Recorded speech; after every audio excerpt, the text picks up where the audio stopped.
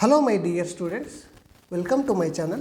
ವಿದ್ಯಾರ್ಥಿಗಳೇ, ಇವತ್ತಿನ ಈ ವಿಡಿಯೋ ವಿಭಾಗದಲ್ಲಿ ನಾವು 2026ರ ರಾಜ್ಯ ಮಟ್ಟದ SSLC ಪೂರ್ವ ಸಿದ್ಧತಾ ಪರೀಕ್ಷೆ 2 ಇದಕ್ಕೆ ಸಂಬಂಧಪಟ್ಟಂತೆ ಗಣಿತ ವಿಷಯದ ಮಾದರಿ ಉತ್ತರಗಳನ್ನು ನಾವು ಈ ಒಂದು ವಿಡಿಯೋ ವಿಭಾಗದಲ್ಲಿ ನೋಡೋಣ.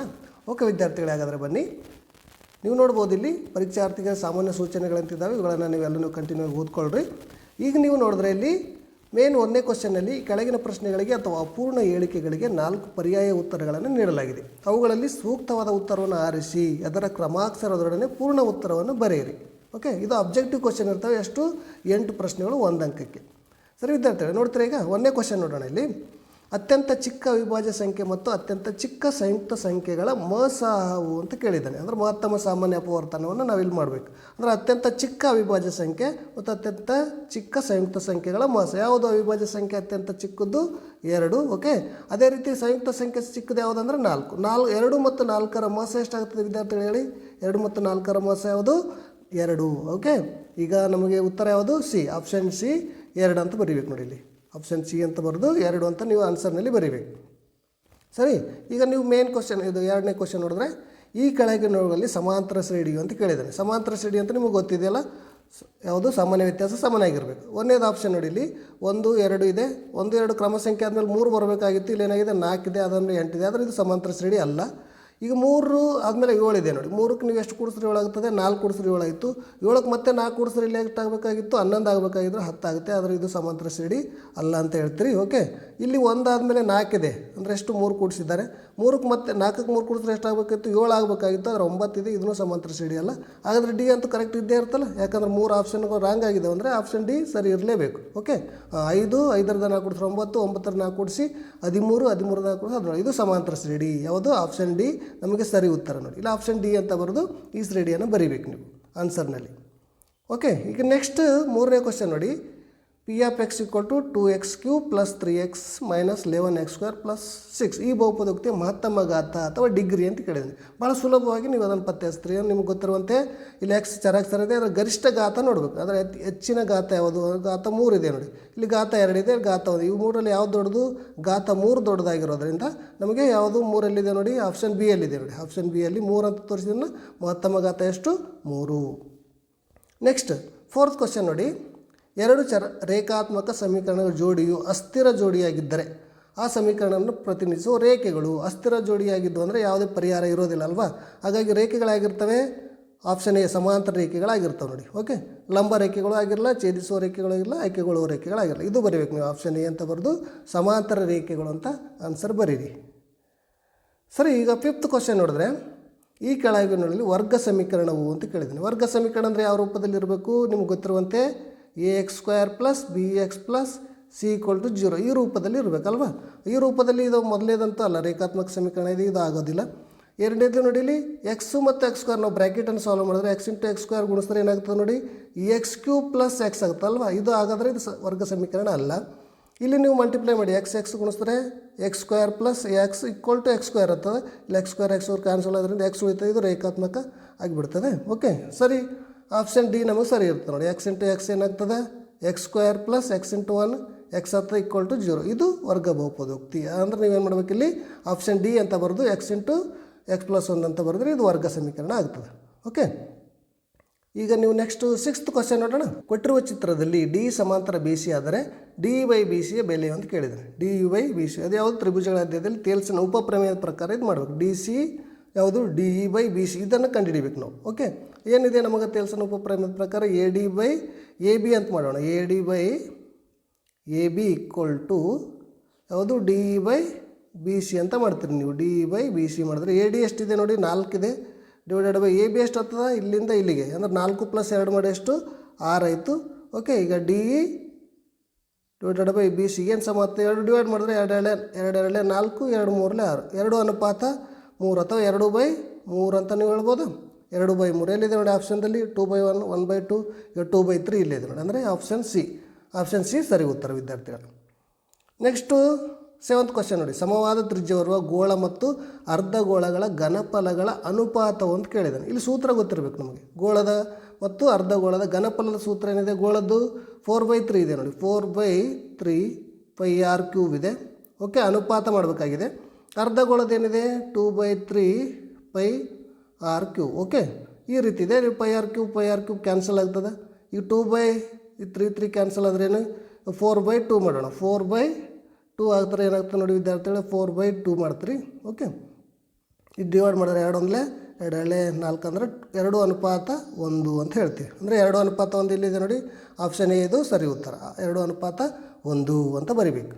8th ಕ್ವಶನ್ ನೋಡ್ತೀರಾ, ಈ ಕೆಳಗಿನಲ್ಲಿ ಸರಿಯಾದ ಸಂಬಂಧ ಅಂತ ಕೇಳಿದ್ರೆ ಇಲ್ಲಿ ತ್ರಿಕೋನಮಿತಿ ನಿತ್ಯ ಸಮೀಕರಣ ಕೊಟ್ಟಿದೆ ನೋಡಿ. ನಿತ್ಯ ಸಮೀಕರಣದಲ್ಲಿ ಯಾವುದು tan square theta = secant square theta +1 ಇದು ತಪ್ಪಿದೆ.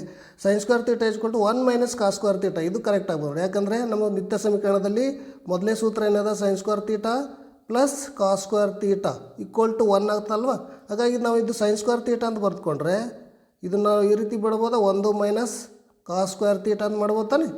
ಹಾಗಾಗಿ ಇದು ನಮಗೆ ಆಪ್ಷನ್ ಬಿ ಸರಿ ಉತ್ತರ ಆಗ್ತದೆ ನೋಡಿ. ಓಕೆ, ಈಗ ನೆಕ್ಸ್ಟು 1 ಅಂಕದ 8 ಪ್ರಶ್ನೆಗಳಾಯಿದ್ವಲ್ಲ, ಈಗ ಅಬ್ಜೆಕ್ಟಿವ್ ಮುಗೀತು. ಎರಡನೇದು ಮೇನ್ ಕ್ವಶನಲ್ಲಿ ನೀವು ನೋಡಿದ್ರೆ ಕೆಳಗಿನ ಪ್ರಶ್ನೆಗಳು ಉತ್ತರಿಸಿ ಅಂತ ಇಲ್ಲಿನೂ ಸಹ ಎಷ್ಟಿದ್ದಾವೆ ವಿದ್ಯಾರ್ಥಿಗಳು 8 ಪ್ರಶ್ನೆಗಳಿರ್ತವೆ 8 ಅಂಕಕ್ಕೆ. ಓಕೆ, ಇದು ನೋಡೋಣ. 9th ಕ್ವಶನ್ ನೋಡಿ, 9ನೇದು. ಒಂದು ತರಗತಿಯಲ್ಲಿ ಹುಡುಗರ ಸಂಖ್ಯೆ x, ಹುಡುಗಿಯರ ಸಂಖ್ಯೆ y 2ರಷ್ಟಕ್ಕಿಂತ 1 ಹೆಚ್ಚಾಗಿದೆ. ಈ ಹೇಳಿಕೆಗೆ 2 ಚರಾಕ್ಷರಗಳ ರೇಖಾತ್ಮಕ ಸಮೀಕರಣವನ್ನು ರಚಿಸಿ ಅಂತ ಹೇಳಿದ್ದಾನೆ. ಅಂದರೆ ಏನು, ಒಂದು ತರಗತಿಯಲ್ಲಿ ಹುಡುಗರ ಸಂಖ್ಯೆ ಏನಾಗಿದೆ, ಹುಡುಗಿಯರ ಸಂಖ್ಯೆ 2ರಷ್ಟಕ್ಕಿಂತ 1 ಹೆಚ್ಚಾಗಿದೆ. ನಾವೇನು ತೆಗೆದುಕೊಳ್ಳೋಣ, ಹುಡುಗರ ಸಂಖ್ಯೆ x ಆಗಿರಲಿ, ಹುಡುಗಿಯರ ಸಂಖ್ಯೆ y ಆಗಿರಲಿ ಅಂತ ತೆಗೆದುಕೊಂಡ್ರೆ ಯಾವ ರೀತಿ ನೀವು ಆನ್ಸರ್ ಬರಿಬೋದು ಹೇಳಿ. ಹುಡುಗರ ಸಂಖ್ಯೆ x ಏನಿದೆಯಲ್ಲ ಅದಕ್ಕೆ ಸಮಾನಾಗಿದೆ ಅಂದರೆ ಹುಡುಗಿಯರ ಸಂಖ್ಯೆ 2ರಷ್ಟಕ್ಕಿಂತ 1 ಹೆಚ್ಚಾಗಿದೆ. 2ರಷ್ಟು ಅಂದರೆ 2y ಅಂತ ಬರೆಯೋಣ, ಪ್ಲಸ್ 1 ಹೆಚ್ಚಾಗಿದೆ +1 ಅಂತ. ಈ ರೀತಿ ಮಾಡಿ ಏನು ಮಾಡೋಣ ಹೇಳಿ, ಇದನ್ನು x = 2 ಚರಾಕ್ಷರ ಸಮೀಕರಣ ಮಾಡ್ಕೊಂಡ್ರೆ ಈ 2y ಈ ಕಡೆ ತೊಗೊಂಡು ಬರ್ರಿ, ಏನಾಗ್ತದೆ -2y = 1 ಇಷ್ಟು ಬರಿಬೋದು. ಇದು 2 ಚರಾಕ್ಷರಗಳ ರೇಖಾತ್ಮಕ ಸಮೀಕರಣ. ನೆಕ್ಸ್ಟ್ ನೀವು 10ನೇ ಕ್ವಶನ್ ನೋಡಿ, ಶೂನ್ಯತೆಗಳು ಅಲ್ಪ ಮತ್ತು ಬೀಟಾ ಆಗಿರುವ ಒಂದು ವರ್ಗ ಬಹುಪದೋಕ್ತಿನ ಬರೆಯಿರಿ ಅಂತ. ಇದಕ್ಕೊಂದು ಸೂತ್ರ ಇದೆಯಲ್ಲ, ಯಾವುದು? ಓಕೆ, ಯಾವುದು ಹೇಳಿ? ವೆರಿ ಗುಡ್, ಸರಿ. x² - ಅಲ್ಪ ಪ್ಲಸ್ ಬೀಟಾ × x ಪ್ಲಸ್ ಅಲ್ಪ × ಬೀಟಾ ಇಷ್ಟು ಬರೆದ್ರೆ ಸಾಕು ವಿದ್ಯಾರ್ಥಿಗಳಿಗೆ. ಇದು ಸೂತ್ರ ಬರೆದುಬಿಡಿ. ಸರಿ. ನೆಕ್ಸ್ಟ್ 11th ಕ್ವಶನ್ ನೋಡಿ, ಸರಾಸರಿ 27 ಮತ್ತು ಮಧ್ಯಾಂಕ 33 ಆಗಿರುವ ದತ್ತಾಂಶಗಳ ಬಹುಲಕವನ್ನು ಕಂಡುಹಿಡಿಯಿರಿ ಅಂತ ಹೇಳ್ತಾರೆ. ಓಕೆ, ಇದನ್ನು ಯಾವ ರೀತಿ ಮಾಡಬೇಕು? ನಿಮಗೆ ಒಂದು ಸೂತ್ರ ಗೊತ್ತಿರಬೇಕು ನೋಡಿ, ಯಾವುದು? 3 ಮಧ್ಯಾಂಕ = ಬಹುಲಕ ಪ್ಲಸ್ 2 ಸರಾಸರಿ ಅನ್ನುವಂಥ ಒಂದು ಸೂತ್ರ ಇದೆ ನೋಡಿ. ಈ ಸೂತ್ರ ಪ್ರಕಾರ ನೀವು ಬಿಡಿಸಿದ್ರೆ ನಿಮ್ಗೆ ಯಾವ್ದು ಬಿಡಿಸ್ತೀರ ನೀವು? 3 × ಮಧ್ಯಾಂಕ ಅವ್ರ ಬೆಲೆ ಕೊಟ್ಟಿದ್ದಾರೆ. 3 ಮಧ್ಯಾಂಕ ಎಷ್ಟು? 33 ಮಾಡಿರಿ = ಅಲ್ವಾ, = ಬಹುಲಕ ನಾವು ಕಂಡುಹಿಡಿಬೇಕಾಗಿದೆ. ಬಹುಲಕ ಹಾಗೆ ಬರೀರಿ, +2 × ಸರಾಸರಿ ಎಷ್ಟು ಕೊಟ್ಟಿದ್ದಾರೆ ನೋಡಿ, 27 ಕೊಟ್ಟಿದ್ದಾರೆ ಅಲ್ವಾ. ಇದನ್ನು ನೀವು ಸಾಲ್ವ್ ಮಾಡೋಕೆ ವಿದ್ಯಾರ್ಥಿಗಳು. ಇದನ್ನು ಯಾವ ರೀತಿ ಸಾಲ್ವ್ ಮಾಡಿದ್ರೆ ನಾನು ಇಲ್ಲಿ ಬರೀತೀನಿ ನೋಡಿ. 3 × 33 ಮಾಡಿದ್ರೆ 99 ಆಗ್ತದೆ, = ಈ ಬಹುಲಕ ಪ್ಲಸ್ 27 × 2 ಮಾಡಿದ್ರೆ ಎಷ್ಟಾಗ್ತದೆ ನೋಡಿ, 54 ಆಗ್ತದೆ ಅಲ್ವಾ. ಈಗ ಬಹುಲಕ ಕಂಡುಹಿಡಿಬೇಕಾಗಿದೆ. ಬಹುಲಕ = 54 ಈ ಕಡೆ ತೊಂಬರಿ, 99 - 54 = ಬಹುಲಕ ಅಂತ ಮಾಡಿದ್ರೆ ಎಷ್ಟಾಗ್ತದೆ? ಎಷ್ಟು? 9 × 4 ಹೋದರೆ 5 45 ಆಗ್ತದೆ. ಓಕೆ, ಅಂದರೆ ಬಹುಲಕ = 45 ಅಂತ ಬರೀಬೇಕು ನೋಡಿ. ಇದು ಬಹುಲಕ ಎಷ್ಟಾಗ್ತದೆ? 45. ಈ ರೀತಿ ಫಾರ್ಮುಲಾ ಬಳಸ್ಕೊಂಡು ಇದನ್ನು ಬಿಡಿಸಿದ್ರೆ ನಿಮಗೆ 11th ಕ್ವಶನ್ ಈಸಿ ಆಗ್ತದೆ. ನೆಕ್ಸ್ಟ್ 12th ಕ್ವಶನ್ ನೋಡಿ, ಒಂದು ಸಮಾಂತರ ಶ್ರೇಣಿಯ 3ನೇ ಪದ 13 ಮತ್ತು 2ನೇ ಪದವು 8 ಆದರೆ ಈ ಸಮಾಂತರ ಶ್ರೇಣಿಯ ಮೊದಲನೇ ಪದವನ್ನು ಕಂಡುಹಿಡಿಯಬೇಕಂದ್ರೆ ಎ ಕಂಡುಹಿಡಿಬೇಕು ನೀವು. ಯಾವ ರೀತಿ ಎ ಕಂಡುಹಿಡಿಯಬೇಕಾದ್ರೆ ಶ್ರೇಣಿ ಕೊಟ್ಟಿದ್ದಾರೆ. 3ನೇ ಪದ ಎಷ್ಟು? 13 ಕೊಟ್ಟಿದ್ದಾನೆ. ಓಕೆ, ಈಗ 2ನೇ ಪದ 8 ಕೊಟ್ಟಿದ್ದಾನೆ. ನಮಗೆ ಮೊದಲನೇ ಪದ ಕಂಡುಹಿಡಿಬೇಕಿಲ್ಲ ಎ. ಅಂದರೆ 13ದಾಗ 8 ಕಳೀರಿ, ಡಿ ಎಷ್ಟಾಗ್ತದೆ? 5 ಆಗ್ತದೆ. ಅದೇ ರೀತಿ ನೀವೇನು ಮಾಡಿ, 8ರಲ್ಲಿ 5 ಕಳೀರಿ. 8ರಲ್ಲಿ 5 ಕಳೆದ್ರೆ ಎಷ್ಟು ವಿದ್ಯಾರ್ಥಿಗಳೇ? 3 ಅಲ್ವಾ. ಹಾಗಾಗಿ ಮೊದಲನೇ ಪದ ಎ = 3 ಅಂತ ನೀವು ನೇರವಾಗಿ ಬರೆದ್ರೆ ಮುಗೀತದೆ ನೋಡಿ. ಸರಿ. ನೆಕ್ಸ್ಟ್ 13ನೇ ಕ್ವಶನ್, 13th ಕ್ವಶನ್ ನೋಡಿದ್ರೆ 2, 3 ಮತ್ತು 4, 7 ಬಿಂದುಗಳನ್ನು ಸೇರಿಸುವ ರೇಖಾಖಂಡದ ಮಧ್ಯಬಿಂದು ನಿರ್ದೇಶಾಂಕವನ್ನು ಕಂಡುಹಿಡಿಯಿರಿ ಅಂತ ಹೇಳಿದ್ದಾನೆ. ಮಧ್ಯಬಿಂದು ನಿರ್ದೇಶಾಂಕ ಕಂಡುಹಿಡಲಿಕ್ಕಿರುವಂಥ ಸೂತ್ರ x1 + x2/2 y1 + y2/2 ಅಲ್ವಾ. ಆ ಸೂತ್ರ ಬಳಸಿದ್ರೆ x1 + x2 ಎಷ್ಟದ? 2 + 4/2 3 + 7/2. ಈ ಫಾರ್ಮುಲಾ ಬಳಸ್ಕೊಂಡ್ರೆ ಎಷ್ಟಾಗ್ತದೆ ನೋಡಿ, 6/2 ಮಾಡ್ತೀರಾ. 6/2, 10/2 = ಏನಾಗ್ತದೆ? ಡಿವೈಡ್ ಮಾಡಿ. 2 1 2 3 6 2 1 2 5 10 ಅಂದರೆ ಎಷ್ಟು? 3, 5. ಮಧ್ಯಬಿಂದು ನಿರ್ದೇಶಾಂಕಗಳು ಯಾವುವು? 3, 5 ಅಂತ ಬರಿಬೇಕು. ನೆಕ್ಸ್ಟು 14th ಕ್ವಶನ್ ನೋಡೋಣ. ಒಂದು ಪೆಟ್ಟಿಗೆಯಲ್ಲಿ 50 ಪೆನ್ನುಗಳಿವೆ. ಅವುಗಳಲ್ಲಿ 2 ಪೆನ್ನುಗಳು ದೋಷಪೂರಿತವಾಗಿವೆ. ಆ ಪೆಟ್ಟಿಗೆಯಿಂದ ಒಂದು ಪೆನ್ನನ್ನು ಯಾದೃಚ್ಛಿಕವಾಗಿ ಹೊರತೆಗೆಯಲಾಗಿದೆ. ಹೊರತೆಗೆದ ಪೆನ್ನು ದೋಷಪೂರಿತವಾಗಿರುವ ಸಂಭವನೀಯತೆಯನ್ನು ಕಂಡುಹಿಡಿಯಿರಿ ಅಂತ ಹೇಳಿದ್ದಾನೆ. ಯಾವ ರೀತಿ ಬಿಡಿಸ್ತೀರಿ? ಇಲ್ಲಿ ಸಂಭವನೀಯತೆ ಅಧ್ಯಾಯದಲ್ಲಿ ನಮಗೆ ಎನ್ ಆಫ್ ಎಸ್ ಗೊತ್ತಿದೆ. ಒಟ್ಟು ಪೆಟ್ಟಿಗೆಯಲ್ಲಿರೋ ಪೆನ್ನುಗಳ ಸಂಖ್ಯೆ ಎನ್ ಆಫ್ ಎಸ್ ಅಂತ ತಿಳ್ಕೊದ್ರೆ ಎಷ್ಟು? 50. ಇದರಲ್ಲಿ ದೋಷಪೂರಿತ ಪೆನ್ನುಗಳ ಸಂಖ್ಯೆ 2. ಅದನ್ನು ನಾವೇನಂತ ಹೇಳೋಣ? ಎನ್ ಆಫ್ ಎ ಅಂತ ಹೇಳೋಣ. ಎನ್ ಆಫ್ ಎ ಎಷ್ಟು? 2. ದೋಷಪೂರಿತ ಪೆನ್ನುಗಳ ಸಂಖ್ಯೆ 2. ಅದನ್ನು ನಾವು ದೋಷಪೂರಿತ ಪೆನ್ನುಗಳ ಸಂಭವನೀಯತೆ ಕಂಡುಹಿಡಿಯಬೇಕಾಗಿದೆ. ಹಾಗಾಗಿ ಸೂತ್ರ ಪ್ರಕಾರ P of A equal to ಏನಂತ ನೋಡ್ರಿ? N of A by N of S ಅಂತ ಬರೆಯೋಣ. ಓಕೆ, ಎನ್ ಆಫ್ ಎ ಎಷ್ಟು? 2. ಎನ್ ಆಫ್ ಎಸ್ ಎಷ್ಟು? 50. ಅಂದರೆ 2/50 ಅಂತ ಬರೆದ್ರೆ ನಿಮಗೆ ಇದು ಆನ್ಸರ್. ಓಕೆ ವಿದ್ಯಾರ್ಥಿಗಳೇ, ರೈಟ್. ನೆಕ್ಸ್ಟು ನೀವು 15 ಕ್ವಶನ್ ಇಲ್ಲಿ ಅಬ್ಸರ್ವ್ ಮಾಡಿದ್ರೆ, ಕೊಟ್ಟಿರುವ ಚಿತ್ರದಲ್ಲಿ ಎ ಬಿ ಸಿ ಮತ್ತು ಪಿ ಕ್ಯೂ ತ್ರಿಭುಜಗಳ ಅನುರೂಪ ಭಾವಗಳ ಅನುಪಾತಗಳು ಬರೆಯಿರಿ ಅಂತ ಹೇಳಿದ್ದಾನೆ. ಅನುರೂಪ ಭಾವಗಳ ಅನುಪಾತವನ್ನು ಬರೀಬೇಕು. ನೀವು ಯಾವ ರೀತಿ ಬರೀತೀರಿ? ಇಲ್ಲಿ ಅನುರೂಪ ಭಾವಗಳನ್ನು ನೀವು ಗುರುತಿಸ್ಕೋಬೇಕು. ಯಾವ ರೀತಿ? ಈ ಎ ಕೋನ ಇದೆಯಲ್ಲ, ಇದು ಕ್ಯೂ ಕೋನಕ್ಕೆ ಸಮನಾಗಿದೆ. ಓಕೆ, ಇದು ತೋರಿಸ್ತಾರೆ ನೋಡಿ, ಮಾರ್ಕ್ ತೋರಿಸ್ತಾರಲ್ಲ, ಎ ಕೋನ ಇದು ಕ್ಯೂ ಕೋನ ಸಮನಾದರೆ ಕೋನ ಸಿ ಅದಕ್ಕೆ ಸಮನಾಗಿದೆ, ಕೋನ ಪಿಗೆ ಸಮನಾಗಿದೆ ಅಲ್ವಾ? ಯಾವ ರೀತಿ ಇದನ್ನು ನೀವು ಗುರುತಿಸ್ತಾರೆ? ಬೇಕಾದರೆ ತ್ರಿಭುಜವನ್ನು ನೀವು ಉಲ್ಟಾ ಮಾಡಿ ಚಿತ್ರ ಹಾಕ್ಕೊಂಡು ನೋಡ್ಕೋಬೋದು, ಗೊತ್ತಾಗಿಲ್ಲ ಅಂದರೆ ಅಲ್ವಾ? ಇದನ್ನು ಯಾವ ರೀತಿ? ಎ ಬಿ ಬಾವು, ಎ ಬಿ ಬಾವಿಗೆ ಅನುಪಾತ ಯಾವ್ದು ಬರ್ಕೋತೀರಿ? ಎ ಬಿ ಅಂದರೆ ಈ ಕೋನದಿಂದ ಯಾವ ಕೋನ ಇಲ್ಲದ ಕಡೆ ಹೋಗಿದೆ ಅಂದರೆ ಕ್ಯೂ ಆರ್ ತೆಗೆದುಕೊಳ್ಳಿ, ಕ್ಯೂ ಆರ್ ಅಂತ ತೆಗೆದುಕೊಳ್ಳಿ. ಓಕೆ, ಈಗ ಎ ಸಿ ಬಾವು, ಎ ಸಿ ಅದಕ್ಕೆ ಇರ್ತದೆ ಅನುಪಾತದಲ್ಲಿ. ಎ ಸಿ ಬಾವು ಈ ಕಡೆ ತೊಗೊಂಡ್ರೆ ಎ ಸಿ ಇಲ್ಲ, ಕೋನದಿಂದ ಈ ಕಡೆ ಈ ಕೋನಕ್ಕೆ ಹೋಗಿದೆ ಅಂದರೆ ಯಾವುದು? ಕ್ಯೂ ಪಿ ಅಂತ ತಗೊಳ್ಳೋಣ. Okay, Q P. ಅದೇ ರೀತಿ ಈಗ B C bar, B C bar ಇದಕ್ಕೆ ಸಮನಾಗಿರ್ತದೆ ಹೇಳಿ. ಬಿ ಸಿ ಬಾವು ನಮಗೆ ಪಿ ಆರ್ ಬಾವುಗೆ ಸಮನಾಗಿರ್ತದೆ, ಪಿ ಆರ್. ಓಕೆ, ಈ ರೀತಿ ನೀವು ಬಾವುಗಳ ಅನುಪಾತವನ್ನು ಬರೀಬೇಕು ವಿದ್ಯಾರ್ಥಿಗಳೇ. ಓಕೆ, ನೆಕ್ಸ್ಟ್ ಈಗ 16 ಕ್ವಶನ್ ನೋಡೋಣ.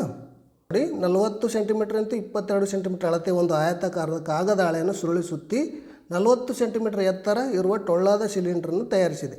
ಈ ಸಿಲಿಂಡ್ರನ ತ್ರಿಜ್ಯವನ್ನು ಕಂಡುಹಿಡಿಯಿರಿ ಅಂತ ಹೇಳಿದ್ರು. ಈ ರೀತಿ ಸಿಲಿಂಡರ್ ಇರುತ್ತಲ್ಲ ನೋಡಿ, ಗೊತ್ತಾಗಿದೆ ನಮಗೆ, ಹೌದಾ? ಈ ರೀತಿ ಸಿಲಿಂಡ್ರನ್ನು ಏನು ಮಾಡಿದ್ದಾರೆ? ಸುತ್ತಿದ್ದಾರೆ. ಇದರ ತ್ರಿಜ್ಯವನ್ನು ನಾವು ಕಂಡುಹಿಡಬೇಕು. ಅಂದರೆ ನಮಗೆ ಗೊತ್ತಿರಬೇಕಾಗಿದ್ದನ್ನು ಪರದಿ ಒಂದು ಗೊತ್ತಿದ್ದರೆ ಸಾಕು. ಎತ್ತರ ಅವರು ಕೊಟ್ಟಿದ್ದಾರೆ 40.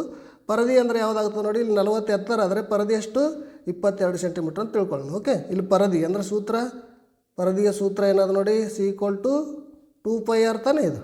ಈ ರೀತಿ ಸೂತ್ರ ಬರ್ಕೊಂಡ್ರೆ ಪರದಿ ಎಷ್ಟು ಕೊಟ್ಟಿದ್ದಾರೆ? 22 ಸೆಂಟಿಮೀಟರ್ ಅಂತ ತಿಳ್ಕೊಳ್ಳೋಣ. ಈ 2 × π ಬೆಲೆ ಎಷ್ಟು? 22/7 ಇಂಟು ತ್ರಿಜ್ಯ ನೀವು ಕಂಡುಹಿಡಿಬೇಕಾಗಿದೆ. ತ್ರಿಜ್ಯ ಹಾಗೆ ಬರ್ಕೊಳ್ಳೋಣ.